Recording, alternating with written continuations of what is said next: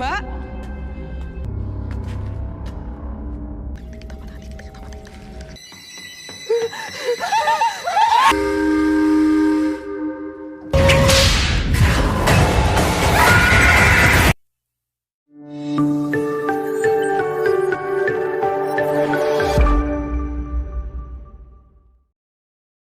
Hai semuanya, kembali lagi bersama Hirka Harika.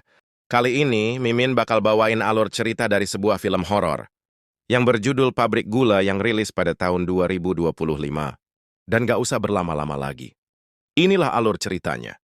Film dimulai dengan diperlihatkan, di mana pada saat itu merupakan tahun 2003. Di mana saat itu banyak para pekerja baru yang akan diberangkatkan menuju ke pabrik gula. Di antara mereka bernama Frankie, Nani, Endah, Dewi, Fadil, dan Hendra. Namun ketika mereka hendak berangkat, tiba-tiba calon istri Hendra yang bernama Wati datang dan memutuskan untuk ikut juga. Singkat cerita, mereka pun akhirnya berangkat dan sebentar lagi akan sampai di pabrik tersebut. Setibanya di pabrik gula, mereka semua berkumpul untuk mendapatkan kamar masing-masing. Dan di malam harinya, Putri, Endah, dan Wati berkenalan dengan seorang wanita yang bernama Rani. Rani yang kebetulan satu kamar dengan mereka bertiga. Namun ketika akan makan malam, terdengar suara alarm yang mengalihkan fokus mereka semua. Setelah selesai makan, Endah pun pergi ke dapur untuk mengambil minum. Tapi di sana ia melihat sosok seseorang yang lewat di depannya. Karena penasaran, ia pun mengikutinya. Dan tanpa sadar, ia masuk dalam sebuah pabrik yang sudah tak ada aktivitas di dalamnya. Di sana ia mendengar suara wayang yang sangat keras seakan-akan sedang ada pertunjukan. Karena pintu tertutup, Endah yang diselimuti rasa penasaran memanjat dinding itu dan melihat dari arah jendela. Benar saja di dalam sana ada pegelaran wayang yang sangat meriah, dilengkapi dengan para dalang dan sinden. Dan pada saat itu juga, mereka yang ada di dalam ruangan tersebut menatap Endah dengan tatapan yang sangat tajam. Singkat cerita, di keesokan paginya, mereka semua dikumpulkan di tengah lapangan untuk mendapatkan briefing sebelum masuk kerja. Seorang wanita yang bernama Marni memperkenalkan dirinya. Marni adalah orang yang bertanggung jawab di tempat tersebut. Dan ada juga Mbah Samin dan dua satpam yang bernama Rano dan Karno. Marni kemudian menjelaskan prosedur di tempat tersebut, di mana di pabrik itu mereka memiliki sebuah peraturan yang tidak boleh dilanggar, di mana ketika mereka mendengar peluit setelah maghrib, itu artinya adalah jam kuning. Di saat itulah semua pekerja sudah harus masuk ke kamarnya masing-masing. Sementara jika terdengar suara peluit di jam 9 malam, itu artinya jam merah, dan mereka semua dilarang keras untuk keluar dari kamarnya masing-masing. Singkat cerita, mereka semua sudah mendapatkan pekerjaannya masing-masing. Endah bekerja di bagian kantor, sementara Fadil, Dwi, dan Frankie bekerja di lapangan. Sore harinya, para pekerja pun sedang beristirahat. Nah, di sini Dwi memberitahu kalau 7 tahun yang lalu, pabrik ini pernah terjadi kebakaran, dan orang yang terjebak di dalam pabrik meninggal semua.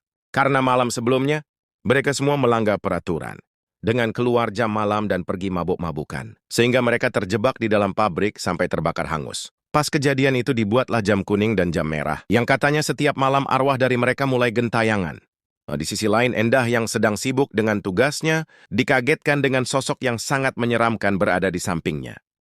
Karena ketakutan, ia pun memutuskan untuk keluar dari sana. Di luar ia tak sengaja melihat Rani yang sedang berjalan seorang diri, dan terus berjalan tanpa mengiraukan panggilan dari Endah. Tapi tiba-tiba, Endah yang panik akhirnya berlari keluar dan bertemu dengan Aning, Wati yang sudah menunggu termasuk juga Rani. Malam harinya Rano, Karno, Dewi, dan Frankie sedang asik bermain kartu di pos ronda. Di sini Dewi mengaku jika dirinya sangat senang bisa bekerja di sini dengan gaji yang sangat besar. Tapi Karno mengatakan jika pabrik sengaja mengambil pekerja dari orang-orang luar. Dikarenakan para warga sekitar nggak mau bekerja di sini karena seringkali mereka melihat penampakan daripada korban kebakaran 7 tahun yang lalu. Karena sebentar lagi jam 9 alias jam merah, Rano menyuruh mereka berdua untuk kembali ke penginapan. Pada keesokan harinya, Rani disuruh untuk membawa sebuah berkas ke stasiun direct dan timbangan. Bersama dengan itu, Endah juga akan membawa berkas itu ke stasiun yang sama. Rani lalu menawarkan bantuannya kepada Endah untuk membawakan berkasnya itu. Namun ketika akan kembali ke kantor, Endah melihat Rolly berjalanan sendiri di atas rail. Dan Rani tepat berhenti di jalur rail itu karena berkas terjatuh. Alhasil potongan itu terjatuh menimpa Rani sehingga melukainya. Para pekerja di sana pun berlarian untuk menolong Rani. Karena kejadian itu, Marni memarahi Enda yang seharusnya membawa berkas itu sendiri karena itu adalah tugasnya. Mbah Samin pun menyampaikan saran supaya penggilingan ditunda terlebih dahulu. Tapi Marni menolaknya karena para atasan sudah mempersiapkan semuanya ini.